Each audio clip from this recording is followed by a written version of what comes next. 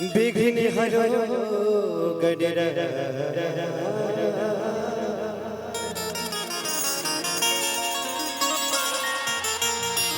एक दंत करिवर बदरा सिद्धि करो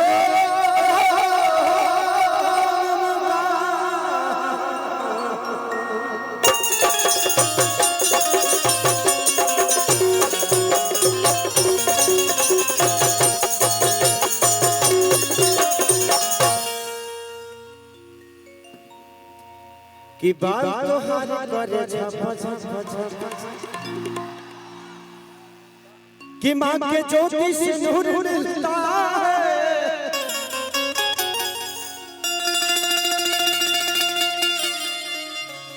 सबके दिलों को सुरूर मिलता है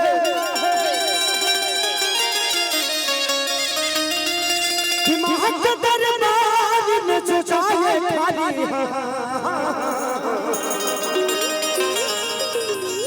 उसे कुछ न कुछ जरूर मिलता है।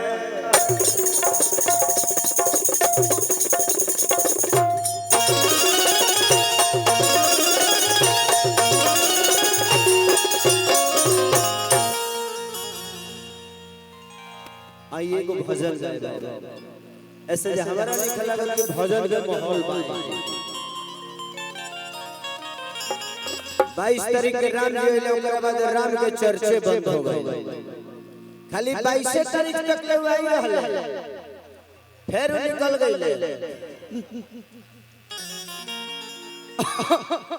अब पता ना का कहल जाए बट कोई बात नहीं हमारे मन में भगवान है हमारे मन में राम है हम उन्हें आजीवन पूछते हैं।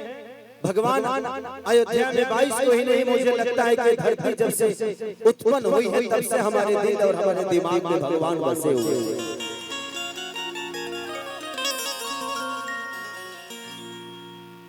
कि उतरल सभे जुटल बाबा सेवकैया होता है राज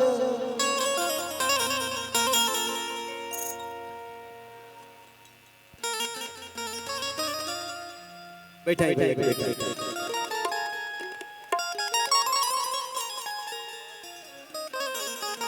संजय लोकेश बाबा कहाँ है? लोकेश बाबा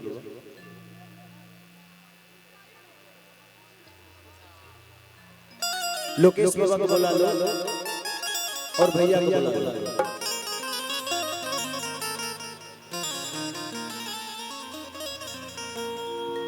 चलिए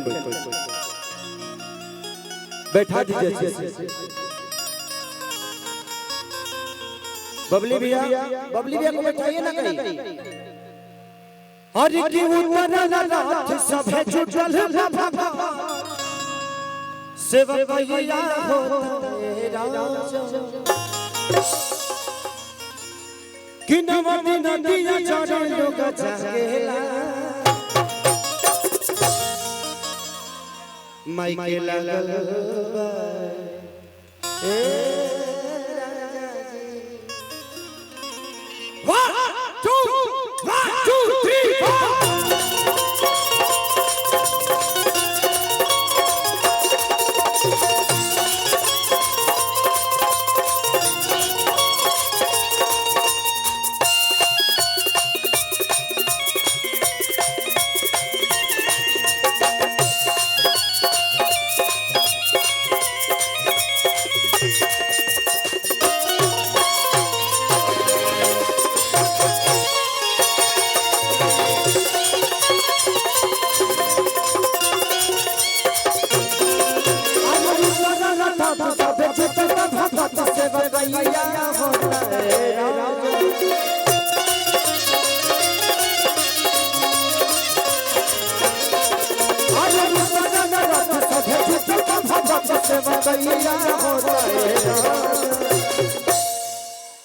थोड़ा सा पीछे हो जाएंगे हमारे अपने ही सब है तो इन भाइयों को प्रॉब्लम नहीं होगी, नहीं तो उसी की वजह से हल्ला होगा और प्रोग्राम खराब हो जाएगा। बबली भैया को बैठने दीजिए, थोड़ा सा आप लोग पीछे हो जाइए, थोड़ा सा पीछे हो जाइए।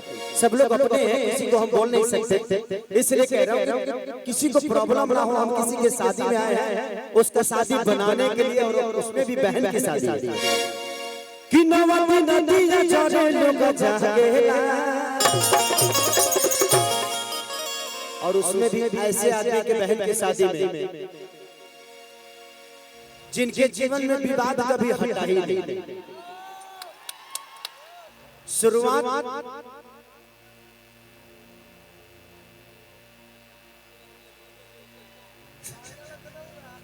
कि जान मरला लखनऊआ कि गोरी तोरी चुनरी झलवा कि जान मरला वहां से शुरू हुए। उसके बाद ऐसे आदमी के रुकने का नाम ही नहीं लिए। उसके बाद ये डिस्टर्ब तो हुए, मुझे भी कम डिस्टर्ब नहीं किए। ये अपने साथ साथ लेकर चले मुझे। ऐसा संगीत, ऐसा संगतिया मेरे जीवन में आज तक कोई नहीं। ऐसा जिस्म का साथी, विवाद का साथी, सुख का साथी, दुख का साथी, एक ही जगह हम साथ नहीं रहते जहां आप गलत काम करते हैं। कि नवमी नदिया चढ़े लोग जागेला, माइके लागल बारे, माइके लागल बारे मिया पछोड़ा बदम हवा झोरो।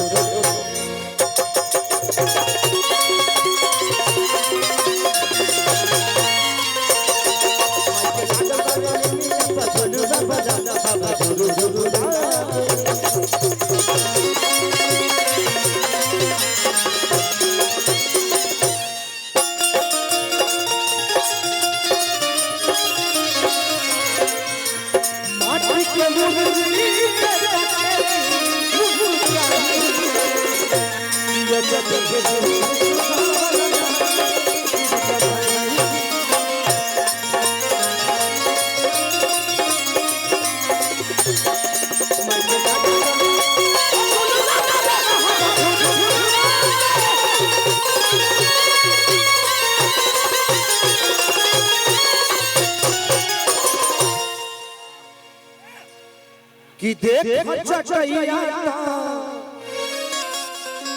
बिछवल लानी कुछ के, भजन गावे खातिर बोलनी राजा अंकुश के। कि रखल थे जान बानी मैया के पल्लू के, आ पूजा करे खातिर हम बोलवले बानी कल्लू के।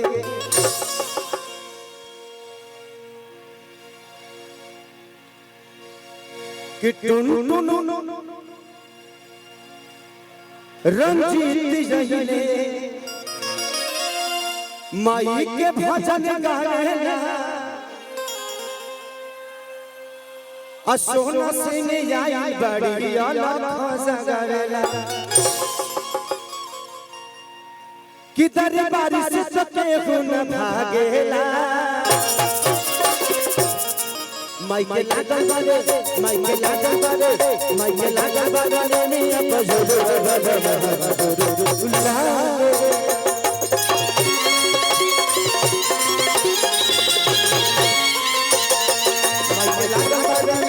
पछोड़ा बदम हवा।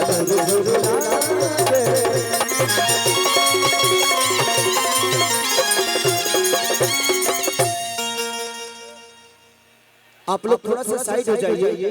एक बहुत प्यारी आर्टिस्ट, बहुत प्यारी गायिका हमारी बहन शिल्पी राज आई हुई है, तो प्लीज उस बेचारी को आने दीजिए। थोड़ा सा साइड हो जाएंगे तो भी आ जाएगा, तो थोड़ा सा साइड हो जाइए ताकि वो आ जाए मंच में। क्योंकि एक ऐसा मंच है कि ये गढ़ा महोत्सव से कम नहीं है।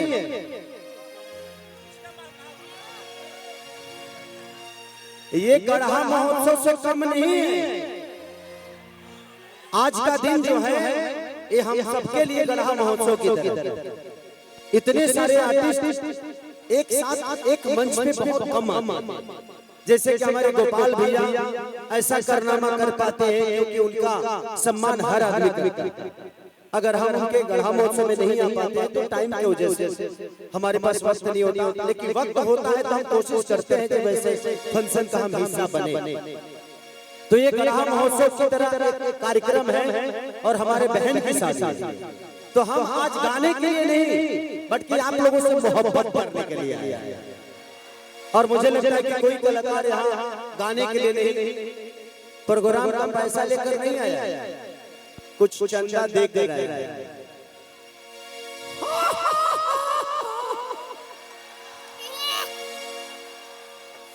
नहीं, मैं बोल दिया लोगों से कि कोई कार्यक्रम जो यहाँ हो रहा है, यहाँ कोई आया है तो पैसा लेकर नहीं आया, देकर आया है।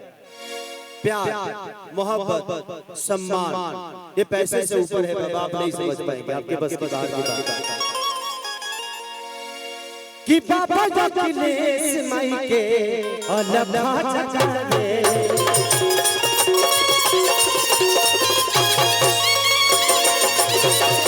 कृष्ण नजररी माई को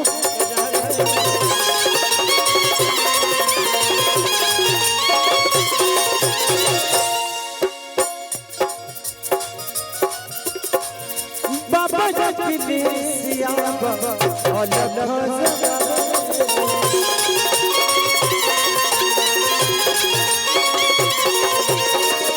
कृष्ण नजररी बाबा माई